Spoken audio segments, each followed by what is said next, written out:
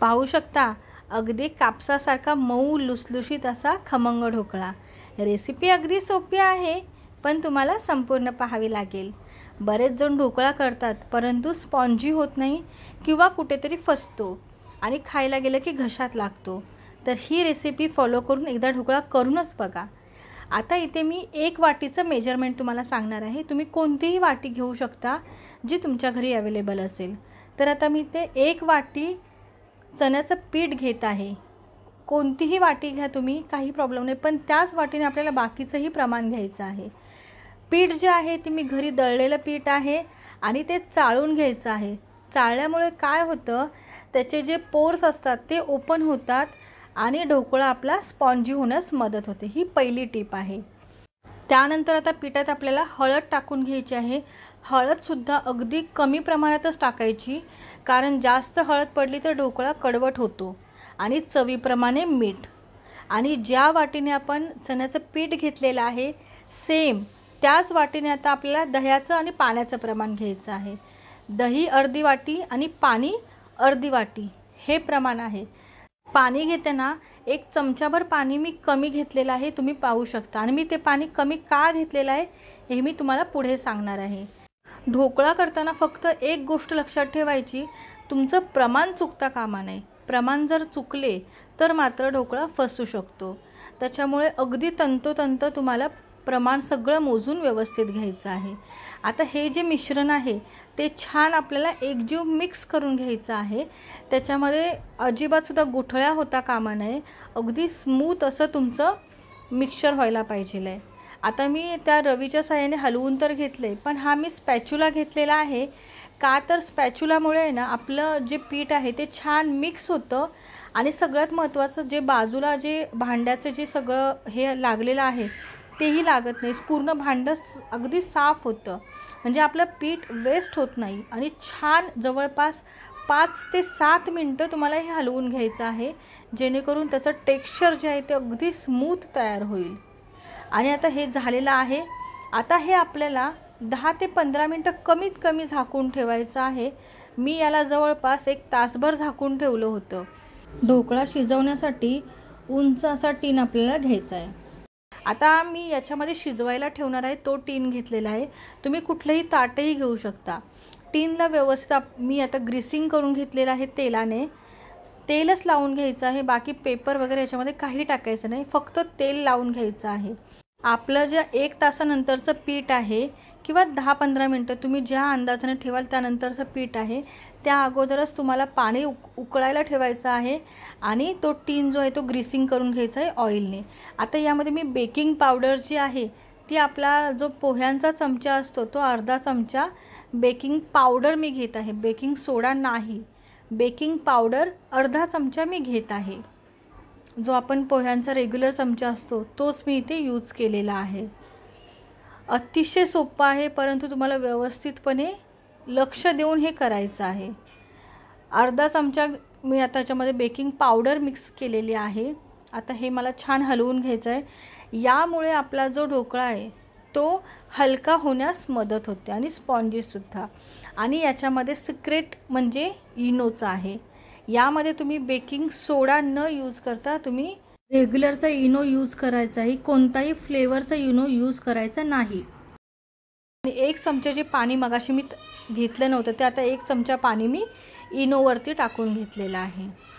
त्यामुळे अगदी perfect measurement आहे। तुम्ही कोणतीही वाटी यूज करा आणि त्या वाटीमध्ये जवळपास 150 ते पावणे 200 ग्राम पीठ होतं। इनो मिक्स करायच्या अगोदर टीनला ग्रीसिंग करून घेणं आणि पाणी उकळायला ठेवणं ह्या 2 महत्त्वाच्या गोष्टी करून घ्यायच्या, त्यानंतरच इनो ॲड करायचा आहे। आता इनो ॲड केल्यानंतर लगेचच आपल्याला ते मिश्रण ठेवायचं नाही, लगेचच आपल्याला ते शिजण्यासाठी ठेवून द्यायचं आहे। ही प्रोसिजर तुमची पटापट झाली पाहिजे। जर ह्याच्यामध्ये तुम्ही वेळ लावलात तरीही तुमचा ढोकळा व्यवस्थित शिजला जाणार नाही, अगदी घास बसल्यासारखा होतो। त्यामुळे ही प्रोसेस पटापट तुम्हाला फॉलो करायची आहे। आता तिथं पाणी माझं उकळलेलं आहे छान। आता यामध्ये हा मी टीन ठेवून घेत आहे आणि नेहमी आपला सगळ्यांचाच एक होणारा प्रॉब्लेम म्हणजे आपण ह्याच्यावरती जे झाकण ठेवतो त्या झाकणामुळे काय होतं की पाणी जे ते आपल्या ढोकळ्यावरती पडतं तो ओला होतो। तसं होऊ नये म्हणून मी एक कपडा टाकलेला आहे आणि त्या कपड्याच्या वर ते झाकण आपल्याला ठेवायचं आहे. त्याच्यामुळे काय होतं की झाकणाला पाणी धरत नाही आणि ढोकळ्यावरती अजिबात पडत नाही. आता 25 मिनटं झालेली आहेत. मी 25 मिनटं शिजायला ठेवला होता आणि झाकण काढलेलं आहे आणि आता तुम्ही पाहू शकता ढोकळ्यावर जराही पाणी पडलेलं नाही आहे. आणि सुरी मी ह्याच्यामध्ये घालून पाहिली की याला अजिबातही मिश्रण लागलेलं नाही, म्हणजेच आपला ढोकळा छान शिजलेला आहे. आणि पाहू शकता झाकण झाकल्यावरती आपण सुती कपडा टाकून मग झाकण ठेवलं होतं, त्यामुळे ढोकळ्यावरती पाणी जराही पडलेलं नाही आहे. आणि आता ढोकळा आपण त्यातून बाहेर काढू आणि थंड होण्यासाठी ठेवून देऊ.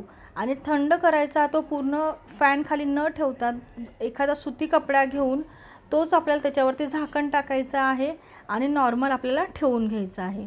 आता आपला ढोकळा थंड होतोय तोवर आपल्याला ह्याचा तडका जो आहे, फोडणी जी आहे ती तयार करायची. यासाठी तेल टाकलेलं आहे. तेलात मी राई टाकून घेत आहे.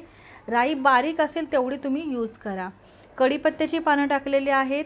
थोडा हिंग टाकलेला आहे. हवी तर तुम्ही मिरचीही टाकू शकता. मी 2-3 मिरच्या टाकलेल्या आहेत का तर तो एक फ्लेवर छान येतो ह्याच्यामध्ये.